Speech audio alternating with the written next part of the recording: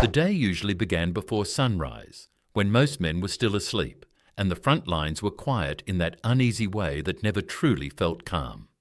Somewhere in France or Belgium, often in a cold farmhouse or a canvas command tent, General George S. Patton would already be awake. Not stirred awake, not groggy, but fully alert. He slept little, often 4 hours or less, and believed that a commander who slept too much was already losing time to the enemy. By 5 a.m., sometimes earlier, Patton was dressed, boots polished, helmet nearby, revolvers checked. If you want more content like this, subscribe now and comment below. His day had started and it would not slow down for anyone. Patton's mornings were rigid, almost obsessive. He believed routine created control in a world of chaos.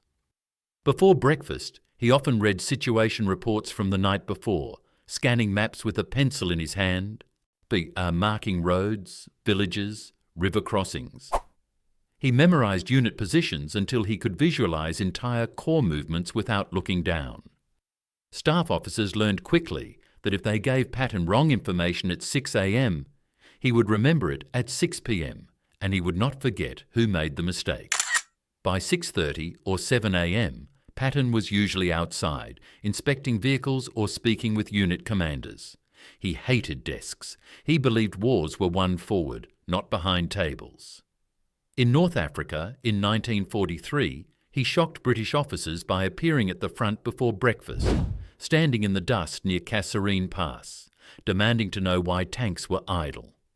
In Sicily, July 1943, he was already moving along the coast roads by dawn, pushing divisions toward Palermo while others were still waiting for orders. Patton's breakfast, when he had one, was quick and simple. Eggs, if available, coffee always. He drank heavily later in the day but avoided alcohol in the morning. He believed clarity mattered early. While eating, he often spoke about history, not small talk. He compared current movements to Caesar in Gaul or Napoleon in Italy. Some officers found this strange. Others found it inspiring. All understood one thing clearly. Patton was always thinking about war. By mid-morning, around 9 a.m., Patton was usually on the move. His command vehicle, often a jeep or staff car, became his office. He wore his famous ivory-handled Colt revolvers openly, even when enemy aircraft were overhead. He believed visibility created confidence. Soldiers seeing him at the front were supposed to feel that victory was close. He once said fear spread faster than orders, and so did courage. On the front lines, Patton was rarely quiet. He spoke loudly, even under artillery fire. In Normandy, July 1944, during the breakout after Operation Cobra, he stood on a roadside near Saint-Lô while shells landed nearby. He shouted at tank crews, slapped armor plating, demanded speed. To him, movement was life. Stopping meant death. He believed hesitation killed more soldiers than bullets. Patton's daily life was filled with constant tension, but he hid it behind force. When reports came in of stalled units or commanders being cautious, his mood darkened instantly. He would curse, pace, and demand explanations. Yet when speaking to enlisted men, his tone changed. He joked, praised, and told them they were the best soldiers in the world. This contrast confused many observers. It was not random. Patton believed pressure belonged at the top, not the bottom. Lunch rarely happened on time. Often it did not happen at all. During fast-moving operations in August 1944, as Third Army raced across France, Patton sometimes went 12 hours without eating. Fuel mattered more than food. He obsessed over gasoline. He personally tracked fuel allocations, sometimes calling corps commanders to demand explanations for slow advances. He once said that his greatest enemy was not the German army, but the lack of fuel to chase it. By early afternoon, usually between 1 and 3 p.m., Patton reviewed casualty reports. This was the part of the day that affected him the most, though he never showed it publicly. He read numbers silently: killed, wounded, missing. He wrote letters to families late at night, often by hand. That despite his aggressive style, Patton hated unnecessary loss. He believed speed reduced casualties in the long run. Slow wars bled armies dry. Patton's afternoons were often spent visiting forward units. He did not announce himself. He appeared suddenly, sometimes during firefights. In Lorraine, September 1944, he walked into a command post just as German artillery began shelling nearby. He refused to take cover. "They can't hit me," he said. "I'm too busy." To soldiers, this seemed insane. To Patton, fear was contagious, and he refused to spread it. He demanded strict discipline even in chaos. Helmets worn properly, rifles clean, vehicles spaced correctly on roads. He believed small details prevented disasters.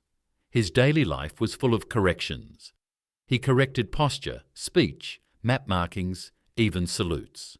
Some hated him for it. Others later admitted it saved their lives. As the sun began to set, Patton's day did not slow. Evening was planning time. Around 6 p.m. or 7 p.m, he gathered his senior staff. Maps came out, reports were reviewed. Patton spoke quickly, jumping from division to division, asking pointed questions.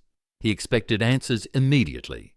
If someone did not know, Patton dismissed them sharply. Preparation, he believed, was a form of respect for soldiers who would fight the next day. Dinner was often the only time Patton relaxed slightly. He enjoyed good food when available, especially meat and wine. He drank brandy or whiskey, sometimes too much. His staff worried about it. Yet even then, his mind stayed on war. He talked about tomorrow's objectives, enemy weaknesses, weather conditions. Relaxation was temporary, and the front never truly left his thoughts. Late at night, often after 10 p.m, Patton read alone. He read history, philosophy, poetry. He believed he had lived past lives as soldiers. Whether this was belief or motivation, no one knew. What was clear was that he used history to guide his decisions. His daily life was shaped not only by the present battle, but by centuries of war before him. Before sleeping, Patton wrote, sometimes diary entries, sometimes letters, sometimes notes to himself. He reflected on mistakes, but rarely doubted his purpose. He believed he was meant to fight wars. In December 1944, during the Battle of the Bulge, he wrote about the weight of command while preparing one of the fastest army pivots in military history. Even under pressure, his routine remained. Sleep came late, often after midnight. And it was light. At any hour, an aide could wake him with urgent news. Patton rose instantly, fully alert, as if he had been waiting. His daily life on the front lines was not chaotic by accident. It was controlled intensity. Every hour mattered. Every moment was shaped by the belief that speed, confidence, and pressure could end wars faster. And yet behind all of this, there was something else. A constant edge, a man driving himself as hard as he drove others. A man who feared failure more than death. In the next part, we will follow Patton deeper into the front lines, into moments when his daily habits crossed into controversy, exhaustion, and decisions that nearly ended his career, even as they helped crush Nazi Germany. By the time the war reached its most dangerous moments, Patton's daily life grew even harsher. There were fewer pauses, fewer quiet hours, and almost no separation between command and combat. In December 1944, when German forces launched their surprise offensive through the Ardennes, Patton was already running on exhaustion. The weather was freezing, roads were icy, and visibility was poor. Most commanders needed days to adjust. Patton needed hours. On December 16th, the attack began. By December 18th, he was already planning a massive pivot of the Third Army north toward Bastogne. That decision reshaped every hour of his day. From that point forward, Patton's routine became brutal. He slept in short bursts, sometimes in his clothes. His staff recalled him waking up suddenly, demanding maps, already thinking 3 steps ahead. Meals were skipped entirely. Coffee replaced food. His voice grew sharper, but his focus became even tighter. He knew thousands of American soldiers were surrounded, freezing, and running out of ammunition. Speed was no longer just doctrine, it was survival. Patton spent hours inside cold command tents, breath visible in the air, tracing roads with his finger. He memorized the names of tiny Belgian villages that most Americans had never heard of. He knew which bridges could support tanks and which would collapse under weight. He pushed engineers forward at all hours, demanding roads be cleared despite snow and ice. His daily life turned into a race against weather, terrain, and time.